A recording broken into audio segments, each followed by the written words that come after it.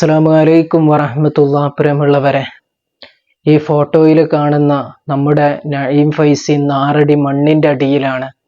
അദ്ദേഹത്തിന്റെ കൂടെയുള്ളത് അദ്ദേഹത്തിന്റെ ആത്മാർത്ഥ സുഹൃത്തായ ജുനൈദ് ഫൈസിയാണ്. ആ യാത്രയിൽ അദ്ദേഹത്തിന്റെ കൂടെ ഉണ്ടായിരുന്ന വ്യക്തിയാണ് ജുനൈദ് ഫൈസി. ആ അപകടത്തിലാണ് നഈം ഫൈസി നമ്മളെ വിട്ടു പിരിഞ്ഞത്.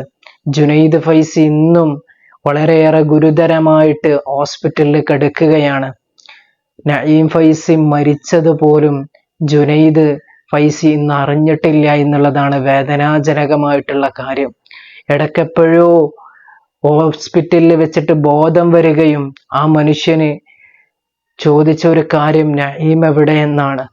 നഈം 6 അടി മണ്ണിന്റെ അടിയിലാണ് എന്ന് പറയാന് അവരോട് കഴിയാത്ത രൂപത്തിലാണ് ഇന്ന് അവന്റെ അവസ്ഥ. കാരണം ശാരീരികമായിട്ട് വളരെയേറെ ബുദ്ധിമുട്ടും പ്രയാസവും വേദനയും അനുഭവിച്ചു കൊണ്ടിരിക്കുമ്പോൾ മാനസികമായിട്ട് കൂടി ആ ഒരു വാർത്ത കേൾക്കുമ്പോൾ അവന് താങ്ങാൻ കഴിയൂല. അള്ളാഹു നഈം ഫൈസിയുടെ ഖബറിടം അള്ളാഹു സ്വർഗീയ ആരാമമാക്കി അള്ളാഹു മാറ്റിക്കൊടുക്കുമാറാകട്ടെ. ഉമ്മാനോട് വിളിച്ചിട്ട് പറഞ്ഞത്ര നഈം ഫൈസി, ഉമ്മ ഞങ്ങള് വീടിന്റെ അടുത്തെത്താനായിട്ടുണ്ട് ട്ടോ എന്ന്. ഒന്നാലോചിച്ച് നോക്കണങ്ങള്. പിന്നീട് ആ ഉമ്മയുടെ ഫോണിലേക്ക് വരുന്നത് നഈം ഫൈസിയുടെ കോൾ ആയിരുന്നില്ല, വേറെ ഒരാള് വിളിച്ചിട്ട് പറഞ്ഞത്ര നഈമിന് അപകടം പറ്റിയിട്ടുണ്ട് എന്ന്. വളരെയേറെ വേദനയാണ് ആ ഉമ്മയുടെ ഹൃദയത്തിലേക്ക് അപ്പൊ കടന്നു വന്നിട്ടുണ്ടാകുക. നമുക്ക് ആലോചിക്കുമ്പോൾ മനസ്സിലാവുമല്ലോ, ഒരൊറ്റ പ്രാർത്ഥന ഉണ്ടായിട്ടുണ്ടാവുള്ളൂ, എൻ്റെ കുട്ടിക്ക് പടച്ചോനെ ഒരു ബുദ്ധിമുട്ട് കൊടുക്കല്ല റബ്ബേ എന്നുള്ള ഒരു പ്രാർത്ഥന. ആ ഉമ്മ ഹോസ്പിറ്റലിൽ പോയി, ഉപ്പയും ഹോസ്പിറ്റലിൽ പോയി. ആ ഹോസ്പിറ്റലിൽ അവരനുഭവിക്കുന്ന പ്രയാസം എനിക്ക് മനസ്സിലാക്കാൻ കഴിയും. കാരണം നിങ്ങൾ ഈ ഒരു വോയിസ് ഒന്ന് കേട്ടു നോക്ക്. അസ്സലാമു അലൈക്കും വറഹ്മത്തുള്ളാഹി. ഇപ്പം AB പോസിറ്റീവും O പോസിറ്റീവും ഈ 2 യൂണിറ്റുകളും സ്വീകരിക്കാന്നാ അവിടുന്ന് അറിയിച്ചിട്ടുള്ളത്. അപ്പം നിലവിൽ സിറ്റുവേഷൻ കുറച്ച് ക്രിട്ടിക്കലാന്ന് പറഞ്ഞു. എന്താ ക്രിട്ടിക്കലാണ്, ഏതോ ഞരമ്പിനെന്തോ ഡാമേജ് പറ്റിയിട്ട് ബ്ലഡ് നിൽക്കുന്നില്ല. അപ്പം ബ്ലഡ് ഇങ്ങനെ കയറ്റിക്കൊണ്ടിരിക്കുകയാണ്. ഇപ്പം നിലവിൽ 19 യൂണിറ്റ് നിലവിൽ ബ്ലഡ് കയറ്റി കഴിഞ്ഞു. ഇനി ഒരുപാട് യൂണിറ്റുകൾ ആവശ്യമുണ്ടെന്നാണ് പറഞ്ഞത്. അപ്പോൾ കഴിയുന്നവരൊക്കെ അവരെ ഹെൽപ്പ് ചെയ്യുക. ബ്ലഡ് അറേഞ്ച് ചെയ്യാൻ പറ്റണതൊക്കെ മറ്റുള്ള ഗ്രൂപ്പുകളിലേക്ക് ഷെയർ ചെയ്തിട്ട് ബ്ലഡ് അറേഞ്ച് ചെയ്യാൻ കഴിയുന്നതൊക്കെ ചെയ്തു കൊടുക്കുക. AB പോസിറ്റീവും O പോസിറ്റീവും 2 യൂണിറ്റുകളും സ്വീകരിക്കാന്നാണ് ഇപ്പൊ ആയിരുന്നു. ഹോസ്പിറ്റലിലേക്ക് ആ അപകടത്തിൽ നിന്ന് നഈം ഫൈസിയെ കൊണ്ടുപോയപ്പോൾ അദ്ദേഹത്തിന്റെ അവസ്ഥ, ഹോസ്പിറ്റലിലെ ഡോക്ടർമാര് അതീവ ഗുരുതരാവസ്ഥയിൽ വെന്റിലേറ്ററിൽ കയറ്റിയിട്ട് അവരങ്ങോട്ടും ഇങ്ങോട്ടും പരക്കം പായുന്നത് കണ്ടിട്ട് ആ ഉമ്മ തകർന്നു പോയ നിമിഷമായിരുന്നു അത്. ആ ഉപ്പ വല്ലാതെ വേദന കൊണ്ട് പുളകിതമായിട്ടുണ്ടാകും മാനസികമായിട്ട്.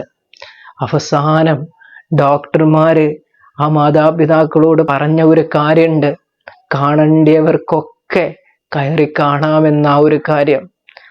ആ ഒരു വാർത്ത കേൾക്കുമ്പോൾ ആ ഉമ്മയുടെ പ്രാർത്ഥനയുടെ ആശ അവിടെ മുറിയുകയാണ്. കാരണം ഡോക്ടർമാരെ കൊണ്ട് ഇനി ഒന്നും കഴിയൂല. അങ്ങനത്തെ ഒരു സാഹചര്യത്തിലാണല്ലോ അവര് പറയല്, നിങ്ങൾക്ക് കയറി കാണാം, ഇനി ദൈവത്തിന്റെ പക്കലാണ് കാര്യങ്ങളെന്ന്.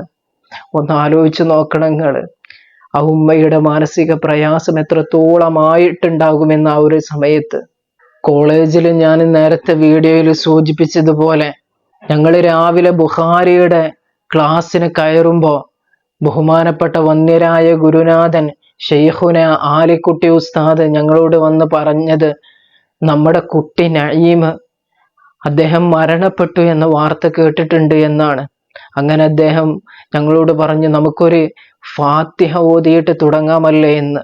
അങ്ങനെ ഫാത്തിഹ ഓതി ഞങ്ങള് ബുഖാരിയുടെ ക്ലാസ് കഴിഞ്ഞിട്ട് പുറത്തിറങ്ങിയപ്പോ ചില ആളുകൾ പറഞ്ഞു, നഈം മരണപ്പെട്ടിട്ടൊന്നുമില്ല, ചില ആളുകളോടൊക്കെ കയറി കാണാൻ പറഞ്ഞിട്ടുണ്ട് എന്ന്. പിന്നീട് ക്ലാസ്സിലിരിക്കുമ്പോഴാണ് ഞങ്ങൾക്കൊരു അനൗൺസ്മെന്റ് കോളേജിലെ കുട്ടികൾക്കൊക്കെ വരുന്നത്, എല്ലാ വിദ്യാർത്ഥികളും കൂടി പള്ളിയിലേക്ക് വരണമെന്ന്. ഞങ്ങൾ പള്ളിയിൽ കയറി ചെന്ന് അവിടെ ഇരുന്ന് ഉളു ഉണ്ടാക്കി അവിടെ ഇരുന്ന ഉസ്താദുമാര് ഞങ്ങളോട് പറഞ്ഞു, ഞങ്ങൾക്ക് ഇപ്പൊ കിട്ടിയ വാർത്ത നഈം ഫൈസി നമ്മളെ വിട്ട് പോയിട്ടുണ്ട് എന്നാണ്. അതുകൊണ്ട് നിങ്ങളൊക്കെ നഈമിന്റെ പേരിൽ നമുക്കെല്ലാവർക്കും ഓരോ ജുസ് വീതം ഓതിയിട്ട് അദ്ദേഹത്തിന് വേണ്ടിയിട്ട് ഹദിയ ചെയ്യാമെന്ന് പറഞ്ഞു. 1300 പരം കുട്ടികൾ 40ഓളം ഖത്മാണ് അരമണിക്കൂറിന്റെ ഉള്ളിൽ ഞങ്ങൾ ഓതിയിട്ട് ഹദിയ ചെയ്തത്. നഈമിന് വേണ്ടി ഖത്ം ഓതിയിട്ട് ഉസ്താദുമാര് ദുആ ചെയ്യുമ്പോൾ കണ്ണിൽ നിന്ന് കണ്ണീരിങ്ങനെ ഒലിച്ചിറങ്ങുകയാണ്. അള്ളാഹു ആ ദുആ എന്തായാലും അള്ളാഹു സ്വീകരിച്ചിട്ടുണ്ടാകും. നഈമിന്റെ മരണവാർത്ത അറിഞ്ഞിട്ട് ആ വീട്ടിലേക്ക് പോകേണ്ടവർക്കൊക്കെ പോകാമെന്ന് ഞങ്ങളോട് ഉസ്താദുമാര് പറഞ്ഞു. ഞങ്ങള് പല ആളുകളും വാഹനമെടുത്തുകൊണ്ട് ഞങ്ങള് നഈമിന്റെ വീട്ടിലേക്ക് പോയി. ഞങ്ങളോട് പറഞ്ഞത് മയ്യത്ത് കാണാൻ കഴിയൂല, എല്ലാവരും പള്ളിയിലേക്ക് പോകണമെന്നാണ്, അവിടെ വെച്ച് കാണാമെന്ന് പറഞ്ഞു. അങ്ങനെ ഞങ്ങളൊക്കെ പള്ളിയിൽ വെയിറ്റ് ചെയ്തു. അതാ വരുന്നു നഈമിനെ വഹിച്ചു കൊണ്ടൊരു ആംബുലൻസ്. ആ ആംബുലൻസിൽ നിന്ന് നഈമിനെ ഇറക്കിയിട്ട് ആ മയ്യത്ത് പള്ളിയിലേക്ക് കൊണ്ടുപോകുന്ന ഒരു നിമിഷമുണ്ട്.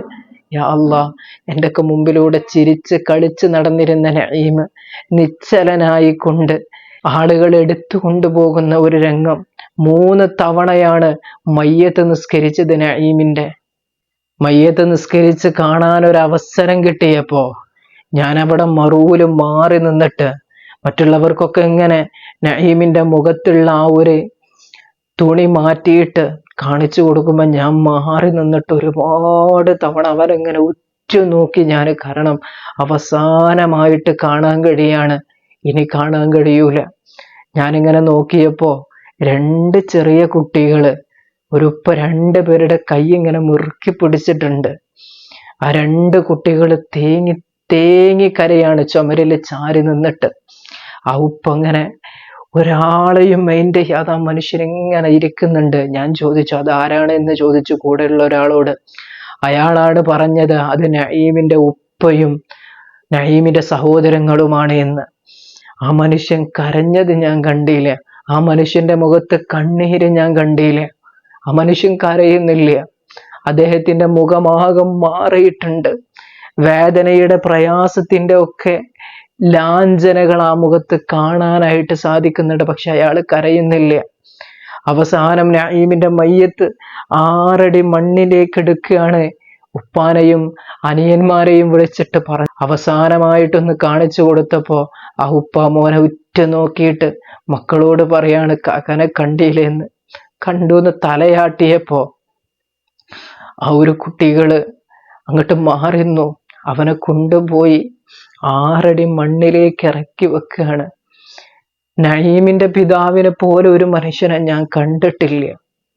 ആ മനുഷ്യന്റെ ഉള്ളില് വേദന തിങ്ങി നിറഞ്ഞിട്ടാണ് ആ മനുഷ്യൻ ക്ഷമ അത്രമേൽ കടിച്ച് പിടിച്ചു ആ ഒരു സാഹചര്യത്തില്. കാരണം അയാളെങ്ങാനും അവിടെ കരഞ്ഞ് തളർന്നു പോയാല് ആ ഒരു മക്കളെ നിയന്ത്രിക്കാൻ വേറെ ആളുണ്ടാവൂല.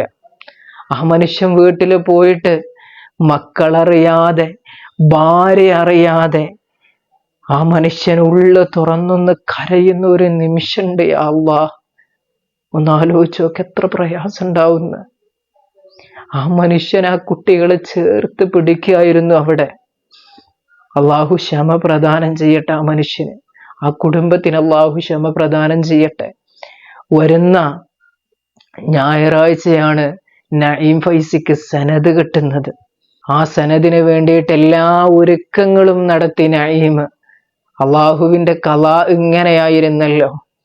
ആ ഉമ്മ ആ സനദിന്റെ വരും വീഡിയോകളൊക്കെ ഇനി കാണുമ്പോ ആ ഉമ്മ ഇങ്ങനെ വിചാരിക്കും എൻ്റെ കുട്ടി ഉണ്ടായിരുന്നെങ്കിൽ എൻ്റെ കുട്ടിക്കും ഇതുപോലെ സനത് കിട്ടുമായിരുന്നല്ലോ എന്ന്. കാരണം അത് അങ്ങനെയുള്ള ഒരു നിമിഷാണത്. അത് ഫൈലിമാർക്കേ പറഞ്ഞാൽ മനസ്സിലാവുള്ളൂ ആ രംഗം. അതിനു വേണ്ടിയിട്ടുള്ള തയ്യാറെടുപ്പെടുത്തിട്ട് അള്ളാഹുവിന്റെ ഖളാ മറിച്ചായതുകൊണ്ട് ആ സഹോദരൻ നമ്മ വിട്ട് പിരിഞ്ഞു പോയി. അള്ളാഹു സ്വർഗം നൽകി അനുഗ്രഹിക്കട്ടെ. നഈമിനെ സംബന്ധിച്ചിടത്തോളം നഈം എന്ന് പറയുന്ന ആ ഒരു വ്യക്തിക്ക്, ആ ഒരു വ്യക്തിയുടെ മരണാനന്തരം കിട്ടിയിട്ടുള്ള കൂലികൾ എന്ന് പറയുന്നത് ചില്ലറയില്ല. ഒരു സാധാ മനുഷ്യനാണ് മരണപ്പെടുന്നതെങ്കിൽ ഇത്രത്തോളം കിട്ടൂലായിരുന്നു. 40-ലേറെ ഖത്മ് നഈമിന് അവന്റെ സഹപാഠികളും ഉസ്താദുമാരും അരമണിക്കൂർ കൊണ്ട് ഓതി തീർത്തു. ചില്ലറക്കാര്യല്ല അത്. ഒരിക്കലും 40 നമ്മളൊരു കത്തപ്പര കെട്ടുക എന്നൊക്കെ പറയില്ലേ, അങ്ങനെ കത്തപ്പര കെട്ടിയിട്ട് നമ്മൾ ഓതിയാലും അവന്റെ കുടുംബക്കാർ ഒരുമിച്ചിരുന്ന് ഓതിയാലും 40 ഖത്മ് അവനക്ക് ഒരാഴ്ച കൊണ്ടോ അല്ലെങ്കിൽ മറ്റ് ദിവസങ്ങളെ കൊണ്ടോ പൂർത്തിയാക്കാൻ കഴിയാത്ത സമയത്താണ് അരമണിക്കൂർ കൊണ്ട് 40ഓളം ഖത്മ് നഈമിന് കിട്ടിയത്.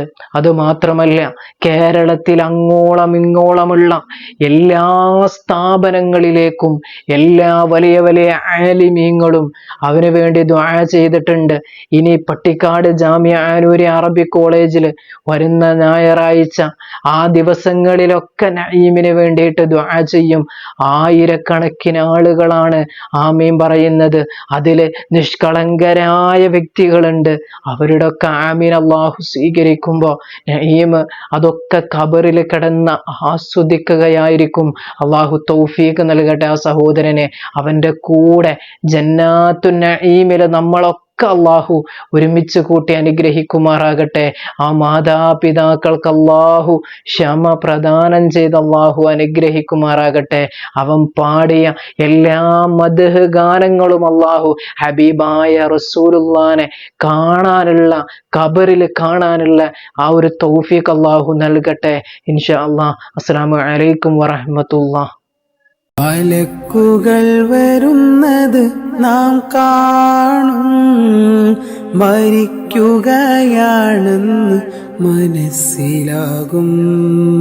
മലക്കുകൾ വരുന്നത് നാം കാണും, മരിക്കുകയാണെന്ന് മനസ്സിലാകും.